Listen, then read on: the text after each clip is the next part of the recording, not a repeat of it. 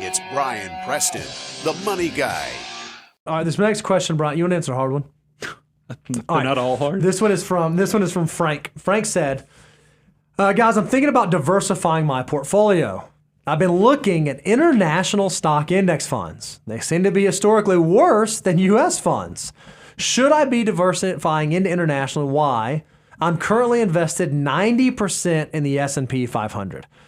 Brian, I'm happy to talk about like the international stock thing, if that's something, a direction we go. Here's what I really think Frank is asking. Should I diversify and why? Why is diversification a beneficial thing? I think that's really the crux of what Frank wants to hear us weigh in on. It's so interesting because I look at philosophies of people I look up to or have had an influence in my financial life, and you can't help you just would be off if you didn't think about like Bogle. Sure. He came up with essentially the project that turned into Vanguard and really revolutionized the low-cost investing and loved index investing, but he was famously known for hating international investing. He just pretty much wanted all of his money here domestically. Yeah. And you can't help if you look at the last 10 years of performance and you compare international and you compare it domestic, you're like, Bogle was a genius. I mean, this guy was forget Warren and his oracle from Omaha. Maybe Bogle was right with this. But I do think you have to realize reversion to the mean and other things that come into play is that, look, America's had a great run, and we're still going to continue. The whole world is going to have a great run.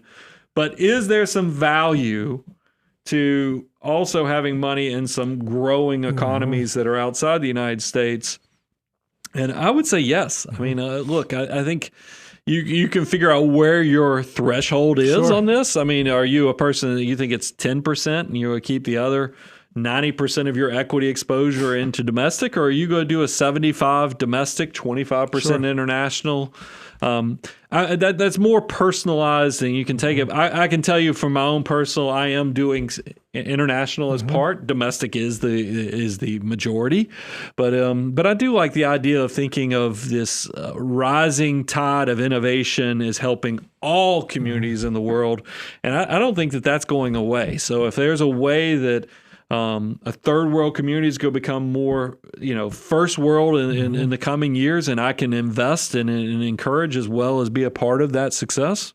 Yeah, why not with a portion of it? Because that's what I love about investing in capitalism. Other things is that you actually make money off of good things happening everywhere. So you just with that, and that might be oversimplified, but I do think that in the grand scheme, it's kind of a win-win. Yeah, we live in a global economy that's becoming smaller and smaller and smaller. The further along we move, the further technology innovates, the easier it is for us to interact at any moment with entities and individuals all across the world. And I think that's only going to continue to happen, continue to accelerate. So it seems crazy to only be isolated in the part that you invest in and the thing that's right here, right in front of you.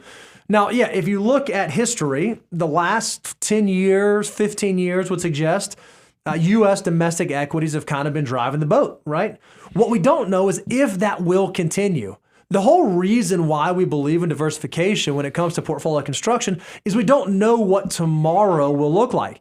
It's crystal clear what yesterday looked like, but we have no idea what tomorrow will be. So we like to diversify our assets because who knows if we're going to enter into in the next 1, 3, 5, 10, 15, 20, 30 years, where perhaps there are developed economies or developed markets or developed companies that perform better than U.S. domestic companies. That's why when it comes to portfolio construction, it is very much dependent upon your individual risk tolerance, your individual risk capacity, and what you're trying to accomplish with your portfolio. So you figure out, how much do I want my portfolio to be on risk on assets? How much do I want to be in risk off assets? Inside of those risk on assets, how much do I want to be in large type entities? How much do I want to be in small type entities? How much do I want to be domestic? How much do I want to be international? How do I want to use other types of assets like real estate or that sort of thing? And you essentially design a portfolio custom to your unique and individual situation, assuming that you're in the part of your financial life cycle that it makes sense to do so. If, Frank, you're someone who's starting out and you have 90% in the S&P 500, but me and you have a conversation, you tell me that your portfolio right now is $20,000, that's awesome. That's great. You should be focused on your savings rate, not your diversification strategy or your rate of return. We really don't think it makes sense to shift the paradigm on how you think about portfolio construction until your assets reach that critical mass.